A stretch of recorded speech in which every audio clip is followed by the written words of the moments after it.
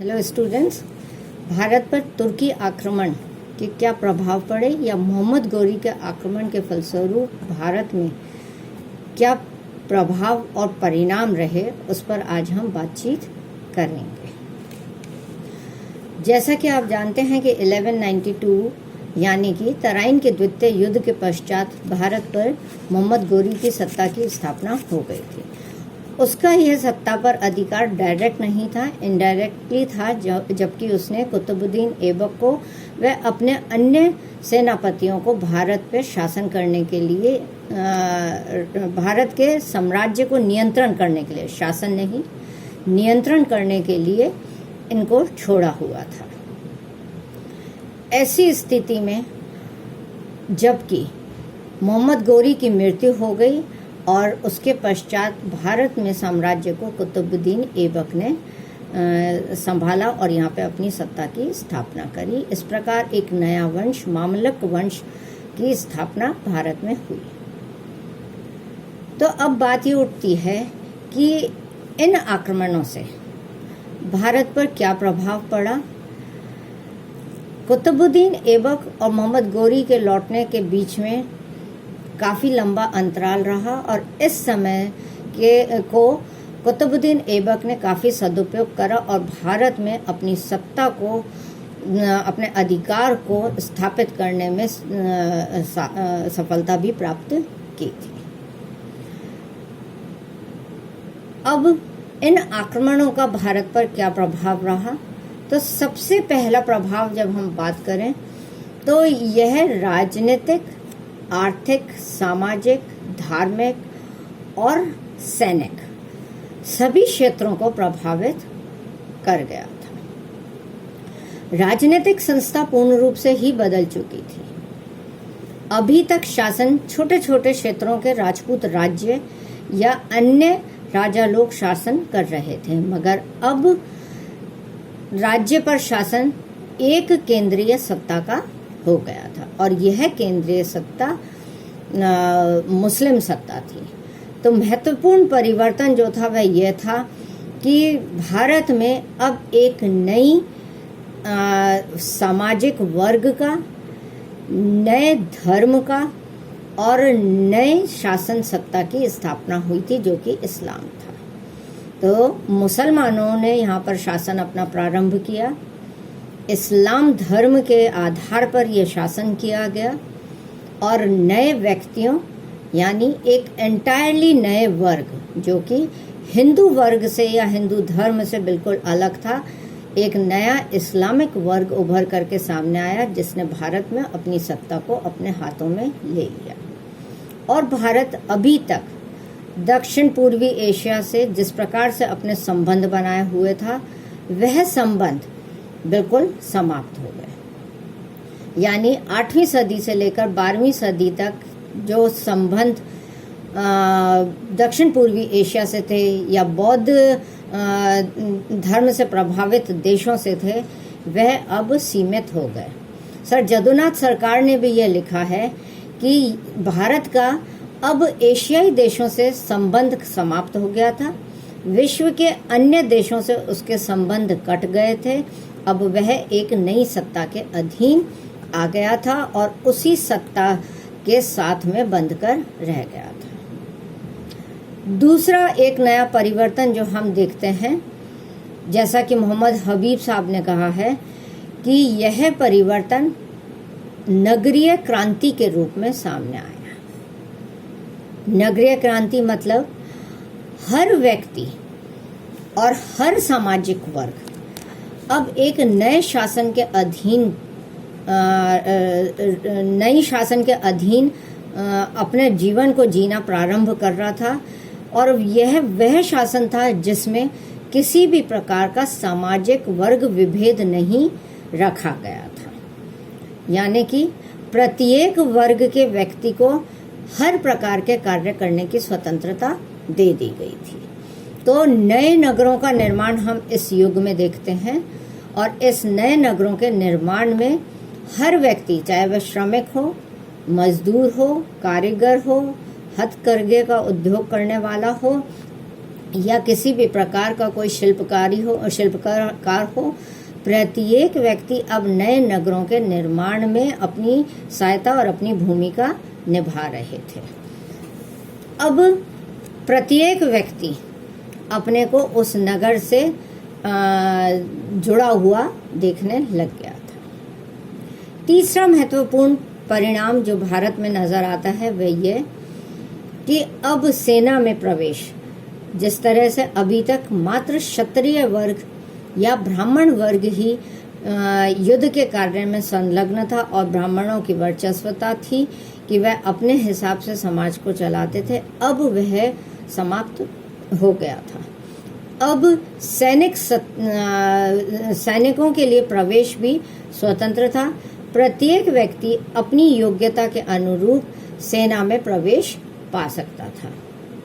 सेना के संगठन में भी परिवर्तन आया था। अब पदाति सेना के स्थान पर अधिकतर अश्वारोही सेना को बल दिया जाने लगा था, क्योंकि अश्वारोही सेना जो थी वह द्रुतगामी थी, तेजी से भाग करके युद्ध क्षेत्र को कवर कर लेती थी, तो इसलिए अश्वारोहियों पर बल दिया जाने लगा था। और अब सेना में एक रक्षित सेना भी रखा जाने लगा था, क्योंकि वह सेना युद्ध क्षेत्र में जब सभी सेना काम में आ जाए या शत्रु पर अचानक हमले के समय काम में ली जा सकती थी। एक सेना में अलग वर्ग तैयार किया गया था जो कि राशन को ले जाने का कार्य करता था। सेना में भर्ती के लिए एक नई प्रक्रिया प्रारंभ हो गई थी। वितरण व्यवस्था के लिए कि क्या चीज किसको दी जानी है, घोड़े, हाथी, इनका बंटवारा किस प्रकार से होना है। तो एक सेना का वर्ग या सेना का विभाग का संगठन अब किया जाने लगा था। तो सेना के संगठन पर अब जोर दिया जाने लगा था, और यही कारण था कि जब सेना के संगठन पर जोर दिया गया और एक कुशल सेना की तैयारी की गई, तो हम देखते हैं कि सल्तनत काल में जिस तरह से मंगोल आक्रमण हुए, उसको हटाने में या उसको रोकने में सल्तनत शासक जो थे वे काफी सफल रहे थे। एक और हम नया चीज जो इस युग में देखते हैं वे ये कि एक नई भाषा का प्रयोग शुरू हुआ था। अभी तक संस्कृत जो थी वह ही मुख्य भाषा थी और संस्कृत से ही सारी विद्या अर्जन किया जा रहा था और संस्कृत को ही मुख्य माना जाता था। मगर अब एक नई भाषा फारसी भाषा का चलन प्रारंभ हुआ और इस फारसी भाषा को मुख्य भाषा के रूप में स्वीकार कर लिया गया था और किसी भी प्रकार के आदेशों और राजकीय भाषा के प्रयोग में फारसी भाषा का प्रयोग अब प्रारंभ किया जाने लगा था। इसी तरह से एक नई राजनीतिक संस्था यानी धर्म के आधार पर राज्य, हालांकि हम देखेंगे कि अलाउद्दीन खिलजी और मोहम्मद बिन तुगलक इन दोनों ने ही धर्म को अपने यहाँ मुख्य आधार नहीं माना था, परंतु सल्तनत काल में इस्लामिक राज्य की स्थापना की गई। यानी इस्लाम के आधार पर और राज्य में उलेमा वर्ग के प्रभाव के आधार पर राज्य में प्रशासन किया जाता था। तो एक नए शासन तंत्र जो कि धर्म से प्रभावित था, या हम उसको कह सकते हैं कि एक इस्लामिक राज्य की स्थापना इस युग में हुई थी। सांस्कृतिक विकास भी हमारे को इस युग में दिखता है। एक नया प्रभाव जो हमारे को दिखा कि कला जो अभी तक हमारे यहाँ पे मंदिर निर्माण की ही कला थी, दुर्ग निर्माण की कला थी, जो पूर्णतः भारतीय कला थी, अब एक नया फ्यूजन शुरू हुआ और यह फ्यूजन इस्लामिक कला से प्रभावित रहा था। इस इस्लामिक कला में अब नए गुंबद बनाए जाने लग गए थे, मेहराब बनाए जाने लग गए थे, स्तंभों का प्रयोग किया जाने लगा था। सल्तनत काल में हम देखते हैं कि हमारे को इतनी आर्टिस्टिक बिल्डिंग्स नहीं मिलती हैं, मगर फिर भी हम देखते हैं कि मेहराबदार, गुंबद और स्तंभों का प्रयोग खुले रूप में किया गया था। और ज़्यादा हमारे को कलाकृतियाँ नहीं मिली हैं, परंतु आयतों, कुरान की आयतों का प्रयोग हमारे को मस्जिदों में दिखाई देता है। इसी तरह से हम देखते हैं कि नए मसालों का प्रयोग प्रारंभ हुआ था। चूने से बिल्डिंग्स का निर्माण किया जाने लगा था और चूने में ही कई मसालों का मिश्रण तैयार किया जाता था, मिलाया जाता था और उससे बिल्डिंग्स का आखिरी रूप को तैयार किया जाता था।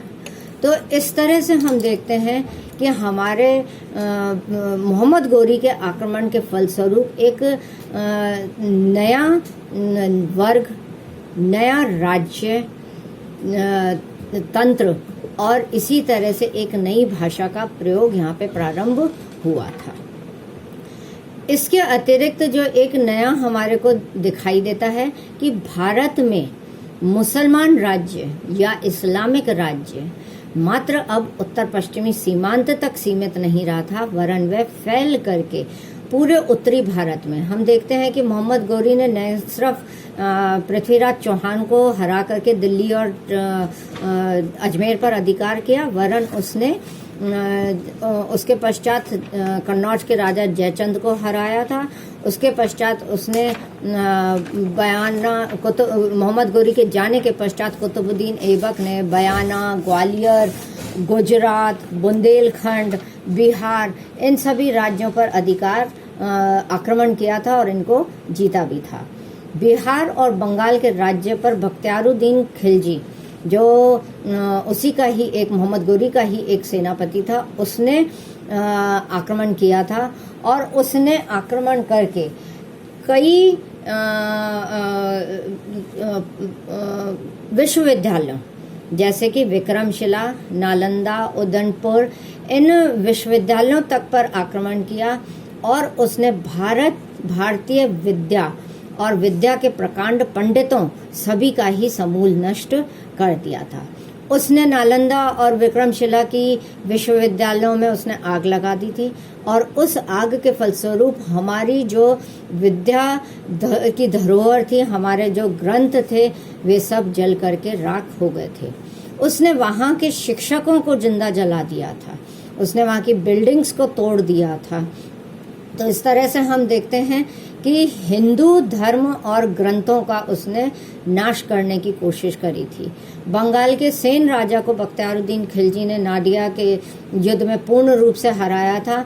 इस तरह से संपूर्ण उत्तर भारत में कुतुबुद्दीन ऐबक ने जब 1206 में अपना शासन स्थापित किया, उस समय तक लगभग उत्तर भारत मोहम्मद गोरी के द्वारा स्थापित इन गवर्नरों के अधीन आ चुका था। और यही कारण था कि जब कुतुबुद्दीन ऐबक ने सत्ता संभाली तो खिलजी ने जरूर विरोध किया था।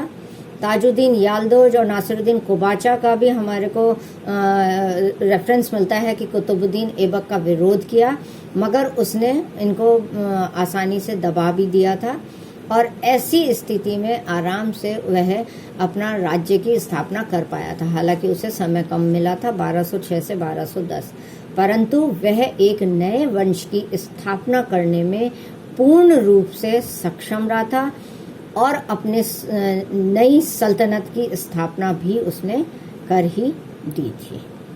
थैंक यू बच्चों।